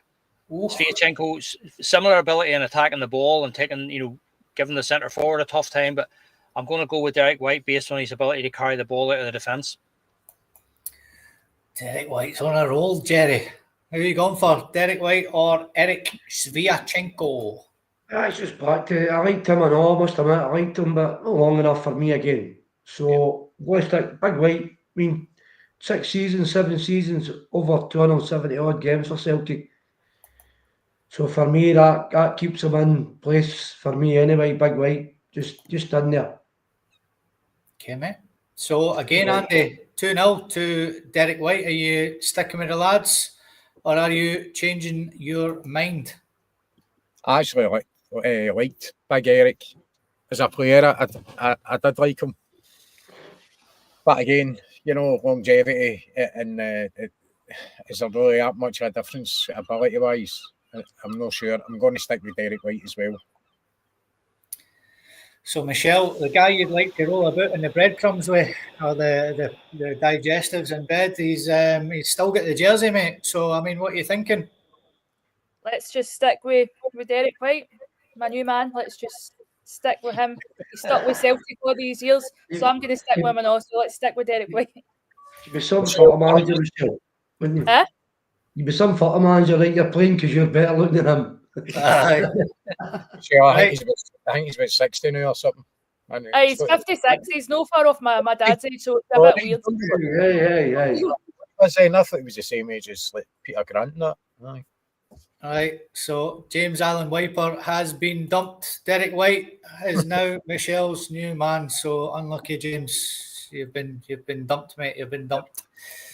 So moving on, Derek White now has the jersey still, and he is up now against somebody who a few people in the comments were talking about possibly coming back instead of Ayer. Carl Starfelt. Derek White or Carl Starfelt? Oh, this guy divided opinion, Scotty, but not for me. I thought Starfelt was the best partner that CCV's had in his time here. I thought he's a cracking big player. I don't know why he took the criticism that he did. I think he was a wee bit ropey at the start, but the guy was nowhere near fit when we signed him. big Derek White, good big player too. But for me, just the modern game, and the partnership of Cameron Carter-Vickers and Carl Starfelt, absolutely key to Ange Postecoglou in his first 2 seasons. Without those 2 guys, we wouldn't have won what we won. So I'm sorry, Derek, but you've reached the end of the line, mate. I'm going for Carl Starfelt on this one. Okay. Jerry, Derek White, is he keeping the jersey, or are you finally getting shot and going for big Carl Starfelt? Aye, Big Handsome's getting the bullet, mate. Big Handsome's getting the bullet. Saying that, Big Carl Higby's a big handsome geezer and all, so the rock. One after one now. He's got a So decent big- love. Aye, what? No wonder he was away, straight back out that door, chasing her up to Spain and Portugal, wasn't it? Oof. She went to Portugal and he was about a day behind her. I'd chase her to Stevenson. So they get back to the serious stuff now. But what a great partnership with CCV. What I liked. That's what we talk about. Maybe nearest out and out centre half, but Big C to tack the ball, he would just sit behind him, Scott. Maybe case mistakes and vice versa. They know when to win on one side and vice versa. So they're great understanding. And I think it was one time I was the 2 of them were just like one of getting beat that day. The 2 of them are just brilliant. Yeah. They won everything. They threw their sail at everything. So the big man, I think he came in for 4.5 million, and I think we got that back. As I says, that lassie has that bird moved and he was straight out the door. So they'd like to see him stay a wee bit longer. But he gets an order, Derek, just for a better player. So he is a better, good defender. I liked, very underestimated, so he was, underrated, so he was, very underrated. But Yeah. good defender. Bang on, lads. Bang on. Andy, it's 2-0 to big Carl Starfelt. Are you sticking with the boys again, or are you sticking with Derek White? Starfelt for me. He's a player I would love to see back at Celtic, and I know he did get stick, but his partnership with CCV, they were absolutely solid. They had a great record for no losing goals and stuff like that. Really good connection they had together. He's not had that again since CCV. He that's why he's been such a standout in defence, because there's nobody else to help him or take a load off him. He is a player I'd like to see back at Celtic. It's an easy decision for me to make when it comes to Starfelt or Derek White. 100% Starfelt. Do you think there's any chance that he could come back to Celtic? Or, in fact, did he not split up with Jacinta? I'm pretty sure they split up, unless I'm just talking shite. I don't know, but I'm pretty sure they split up. Don't know, mate. She's not DM me yet, so I'm not sure what's going on. Michelle, Michelle, it's bad news for you. Your man has been chucked. Ousted. It's been ousted, so you're going to have to find him on Instagram and It was send all, him. it's all right. I was going to be, unfortunately, I was going to be dumping him anyway, because I was going to be choosing Carol Starfelt. So I'm afraid it's a quick relationship. He's been pumped and dumped, I'm afraid. So yes, I know. Basically, due to his good work, I forget what I was going to say. You've got me all flustered now for no reason. Due to Carol's work ethic and his overall defence and strong concentration stuff, yeah, definitely Carol Starfelt. Okay. Michelle's just found out that Jacinta's got rid of Carl Starfelt and she's just got rid of Derek and jumped on the gravy train. Yep. Carl Starfelt has got the number 5 jersey. Patrick, he's now up against the man that invented the huddle. Oh. Oh, well, do you know what? It's one of these ones, Scott. Listen, I love big Tony Mowbray. Big, fantastic, big player. He was one player that I did, always would have loved Celtic to sign him when I was watching football as a young fella. When he was playing in England, he was a big dominating centre half. Jerry, I'll tell you, just that he's everything you want in a centre half. A big rugged guy, attacks the ball, bullies the centre forward. Puts his head in where the feet are flying. But the big guy had his limitations. He definitely had his limitations there. There's no two ways about it. You can't question his ability or his intensity and stuff. But he just he was a big rugged, no nonsense centre half. There's very little football in him. But a big gentleman. And things just didn't go to plan for him in Glasgow. he lost his partner and stuff like that there, which was horrendous for him. Big lad, he came through an awful time. But there's no comparison. Scott, Carl Starfelt and Big Mowbray, they're two players in similar position, but you can't compare the two. It's not even a contest. It's an easy one for me. Carl Starfelt again. Okay, mate. Are you sticking with your pal there, Jerry, or are you going for Big Mowbray? As Paddy says, Big Mowbray was all heart and just old-fashioned centre half, mate. Winner, things like that. And you said, all part of Celtic history, bringing the huddle to us in that pre-season in Germany. But we're talking football-wise here. Starfelt still gets a nod for me, mate. His partnership with CCV as well was just probably one of the best partnerships over the years, Celtic, for a while. So the big Starfelt still gets a nod, but I loved Mowbray as well. I loved that old type of centre half. Yep. Sheer winner, but slow, sometimes slow and turning and tackling, the great. Gave his all, but no, football-wise, Starfelt. So it is, mate. Okay, mate. Stephen's asking, what about Paul Elliott? He was on the last podcast, Stephen, where Big Roy got the jersey. It went down to Paul Elliott and Roy Aitken, and Big Roy got the jersey. So Paul Elliott won't be on this list tonight. Andy, Carl Starfelt again for you, or Big Tony Mowbray? Again, different eras in it. So football was different when Mowbray played. And Derek White as well. It's a different game altogether. I'm gonna stick with Starfelt on this one. Thanks for Big Mogga for giving us the huddle, and he did an absolutely traumatic time at Celtic, and it wasn't the most successful time either. He's not the only player that came to Celtic, and was really unfortunate at the time that he came here that we were struggling as a club, but he gave us a huddle. And I always mind reading his book, Kissed by an Angel, when his missus died. Yeah. Really sad story. Terrific. Aye. So I fondly thought of and remembered Big Mowbray. Didn't have a great time coming back as a manager either, which is unfortunate. Kind of tainted his kind of memory a wee bit there with Celtic. But I think Starfelt's a better player, to be honest with you, so I'm going to go with Big Carroll. Okay, our Michelle's had to pop off, but anyway, it's 3-0 to Carl Starfelt, so he keeps the jersey, ladies and gentlemen. Next up against Carl Starfelt, Paddy, for that number 5 jersey is Mark Reaper.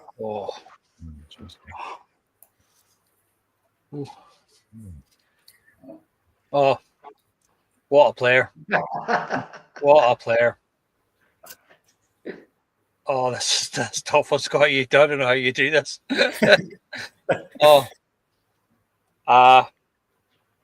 you know what? Maybe one season, 2 at the most, whatever. Big Reaper, when Carl Starfelt was involved in Big Ange's team. But boy, that's a tough choice. Reaper was absolute quality. No doubt about it.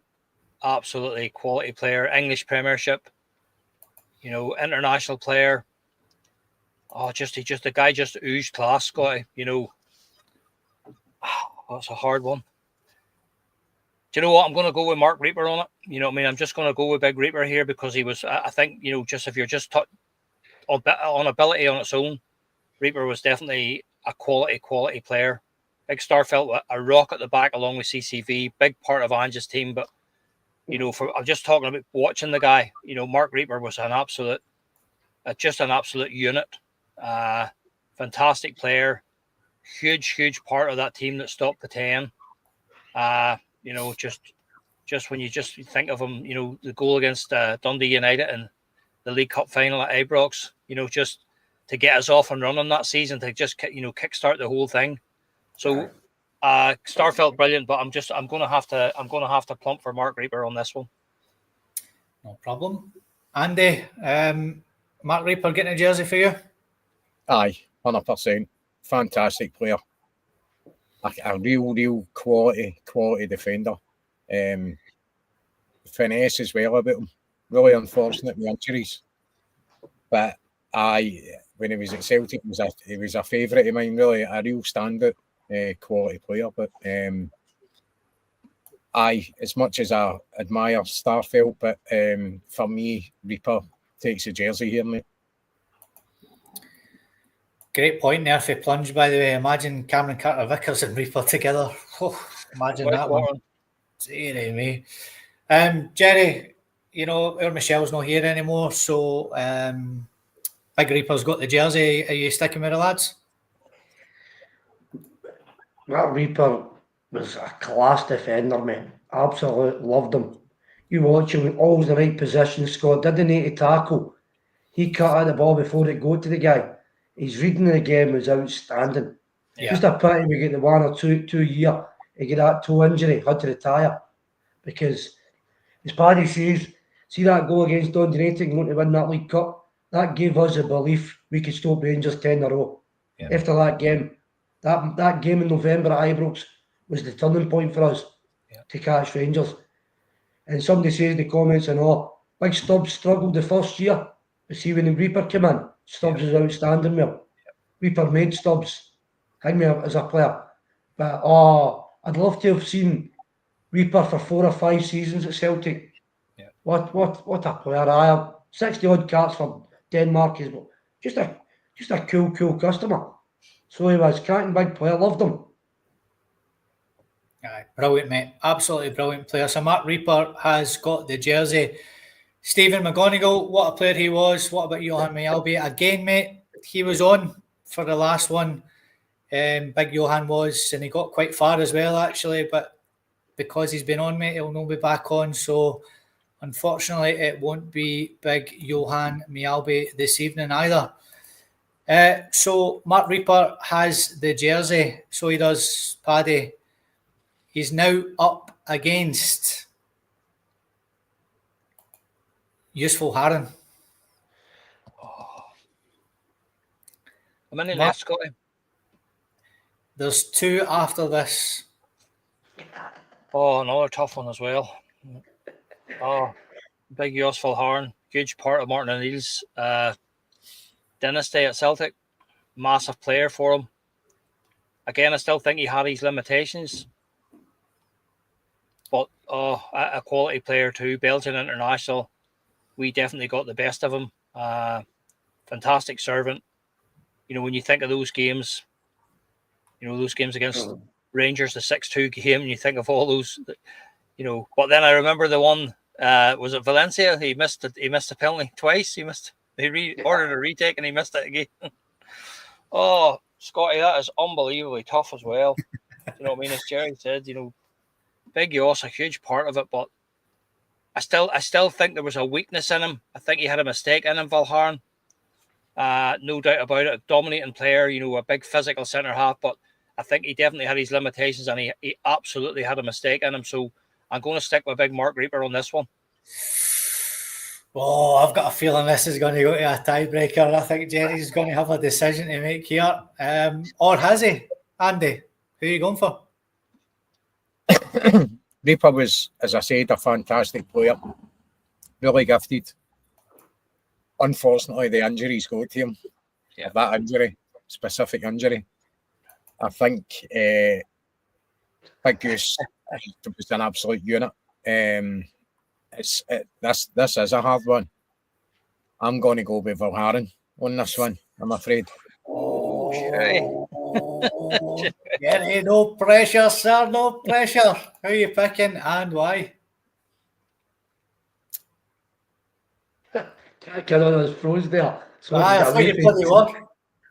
So I could kid on and get away from you. Nah, I'm not going to mess about. I love Big Valharan, man, but I thought he's more left-sided kind of defender than left backy for me. So for centre-halves wise, and getting into that team with Big Aitken, it's Big Reaper for me. As I say, I'm not going to go on that. I loved him. And obviously the injury, but I just thought the guy just was class, so he did. And I just one of the guys I just took to watching Celtic. You just get certain players and all. You take to and just big cool guy coming up for defence with West Ham and just strutting his stuff. Do you know what I mean? So if he fag packet in his socks, no? Yeah. Ken just pull a wee fag. Big Reaper, he was just, Reaper for me, mate. Outstanding. Okay. So Mark Reaper is on a good bit of a run here. I have to agree with the guys. I think if he hadn't got his injuries, he would potentially be taking the number 4 and number 5 jersey. He was that good. But the injuries curtailed his career. He's got 2 more guys to keep this jersey off, Patrick. And the first guy he's got to keep the jersey off has been mentioned in the comments. It is Stubbs. Alan Stubbs, aye. Oh. Oh.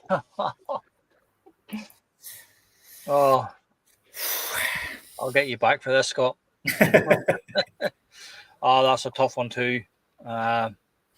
2 absolute quality players there. As Jerry said, I think Alan Stubbs, I think Big Reaper was the making of him.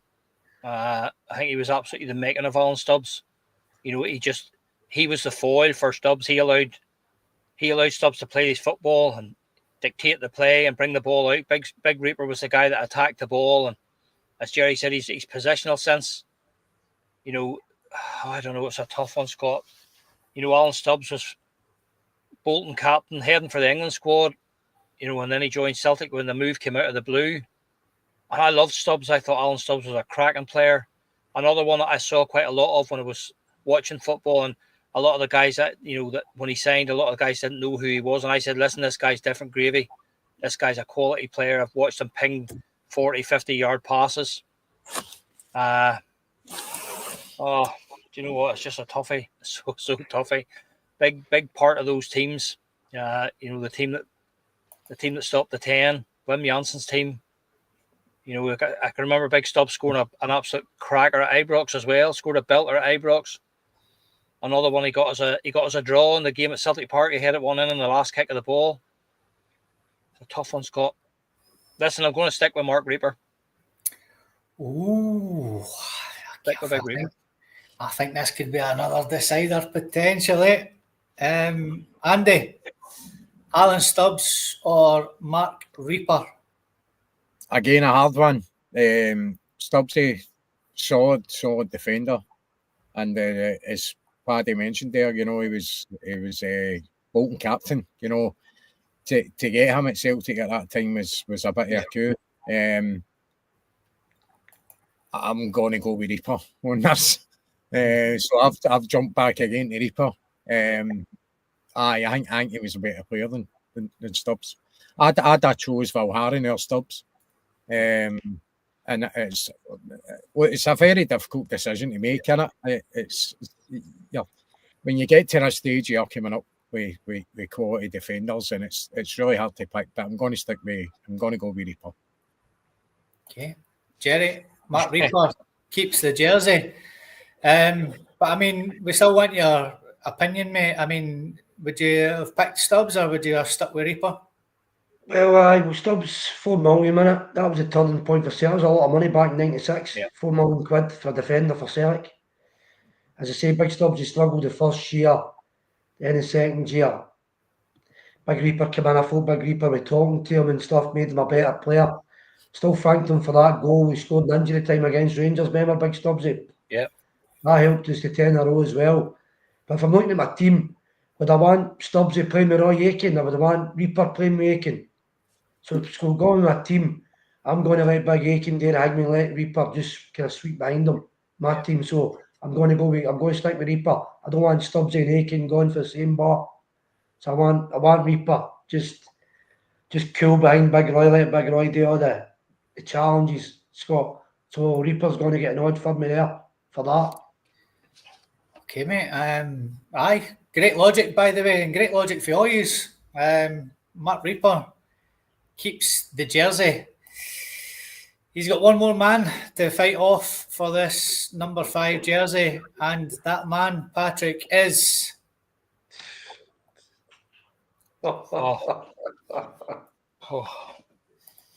Virgil van Dijk. You kept the best till last, Scott, didn't you? But you know, as Andy said, it just shows you, you know, you can maybe pick somebody against somebody else if it's a choice between two. But I still maintain Big Virgil would have come right through to the finish. You know, an absolute unit. You know, just made Scottish football look easy. You know, he just swatted opponents aside. I don't remember the Rangers player. The video of him just brushed him aside. He just shoved him out of the way. Like, you know, just an absolute Rolls Royce of a player. You know, and we honestly, I think in my opinion, I don't think we realised how good a player he was until he was gone. You know, we always knew he was going to a bigger league, but you know, I think we got 11 million for him for Southampton, and 18 months later they get 70 million from Liverpool for him. You know, so big Rolls Royce of a player, fantastic defender, brilliant positional sense, strong in the tackle, dominant in the air, and he could score a goal too. You know, he was a cracking free kick merchant, as well as being a big threat in the opponent's box. You know, that's where Big Reaper, as Jerry said, Big Reaper was more of a stay-at-home defender. You know, but Virgil van Dijk was an all-rounder, an absolute all-rounder, and you know, I don't care if you put Big Virgil first tonight, he would have gone through right to the top there. So for me, it's Mark Reaper loved him to bits, but for me, it's Big Virgil.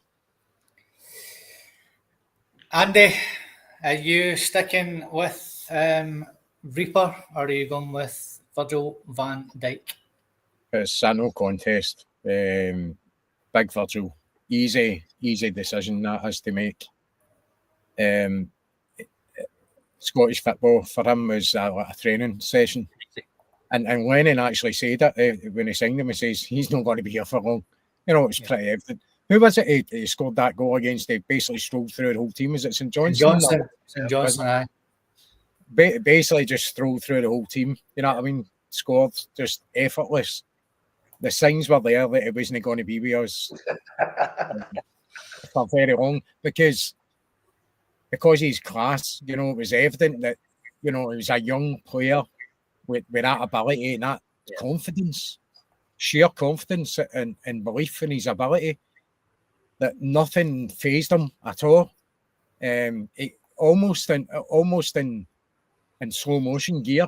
He didn't have to run at heavy pace or anything like that. He just had the ability just to, and then obviously blocking tackles and that people just bounced off him. He just barsed his way through. And when he went to Southampton, obviously a player like that you never want to see leave, but you know it's going to happen. It's just there's no two ways about it. And look what he's been on today with Liverpool. Just a magic player, and still thinks of us fondly. And I think he still looks up to Scott Brown, you know, as a big influence in his career. So we've had a big say in the way his careers went. Although he was no ways for long, I think he still looks back on us with admiration, you know, and privilege that he actually got a chance to play with us, because he went on to win many things, especially with Liverpool, European Cup, stuff like that, you know, the Premier League, and his international career as well, you know, captain in his country and stuff like that. So we were privileged to have him, but I think he really thought a lot of us after he left. You know, we're always in his mind, and just touching on the footage for Liverpool when they won the league, the open top bus. And he spots the Celtic for us, a Celtic guy with a Celtic tap on in the crowd, and he's shouting Andy Robertson there, because although Virgil played at Celtic, you know, Andy Robertson's a massive Celtic fan, you know, so, you know, things like that kind of will always stick with him. But fantastic player, and that's an easy decision to make that he gets that jersey. Well, Jerry, he's got the jersey. He was another one that was, you know, out of contract this season, actually, and I kind of was hoping and praying that he might have been coming up the road with KT, but it wasn't to be. But we never know. You know, he could be one whose story's no finished at Celtic. He's got the jersey, but, you know, the platform's yours, mate. Go for it. Who are you picking and why? Oh, guy was just absolute class, mate, wasn't he? 2.6 million for Groningen. I heard the scout talking about Groningen, mate. He was dribbling out for the back every time, Scott. He was only 21-year-old, and he just kept dribbling out for centre half, and they're all sitting like that. You know what I mean? And the only claim to fame I can say to my pals when I talk about the big man is actually John Park picked me for Hamilton under 18s, so he actually scouted him. John Park was there scouting him, so I kid the boys on saying me and the big man the same kind of. But what a centre half, Yeah. class. I don't think he broke sweat in Scottish football, did he? I don't think he broke sweat. I mean, came out for the black, he free kicks, he just had everything. Yeah, I know it's hard to say, but he could probably play up front for us. Know that way? He could play up front in Scottish football. One of the guys is just in a unit of guys solid and just getting through. It's like players weren't there sometimes when he went. It just, but there was no brainer. I thought it was always going to be him last. I think there's nobody better than him. But him and Big Aitken together in that team now, it's shaping up to be. That's shaping up. That's some team now we've got. Yeah. What a team! Absolute brilliant team, and what a player! I'd love to see him back, but I've got to stick to my. I don't want him back at 33-year-old, so I've got to stick to my. They've got to come back in 28, 29. See, I don't want him back, Scott. No, guy who's class, great player. What a defender. This is going to come back to haunt you, Jerry, because when he's 34, 35 and he comes back to Celtic, you're going to be saying, oh, bring him back.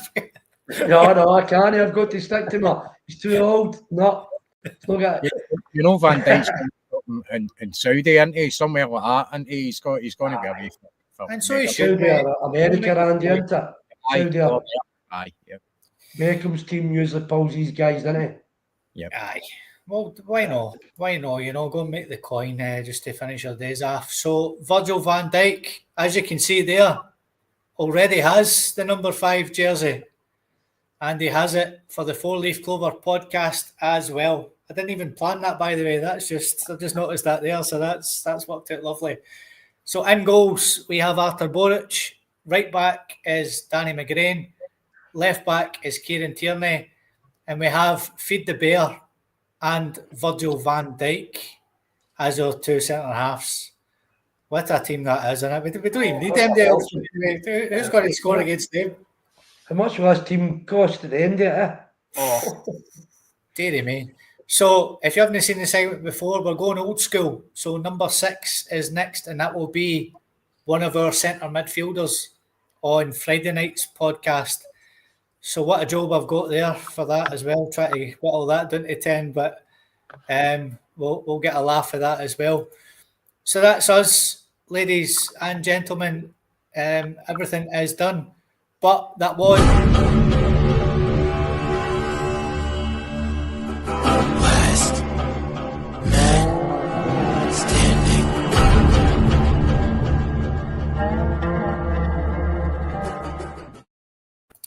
And the last man standing is Big Virgil. So we'll be back with you on Friday night for another show. I don't know who's on, I don't know who's not on, but we've got Kaiser in reserve for when required. We've also got Mark Reid as well, who said he would jump on with us if required as well. So we've got a pretty solid 6 or 7 aside team. So we'll certainly have 5 of us on anyway, I'm sure, on Friday night. Paddy, thank you so much for jumping on tonight. My pal, thank you so much. Andy as well. And thank you, Jerry, and thank you, our Michelle, who had to slip off. She got a DM off Derek White, I believe, so she's had to do one. That's us. We'll see you on Friday night. Thank you so much. It's been a great show again, as ever. All the best. See you Friday, and hail, hail. Cheers. Someday you will find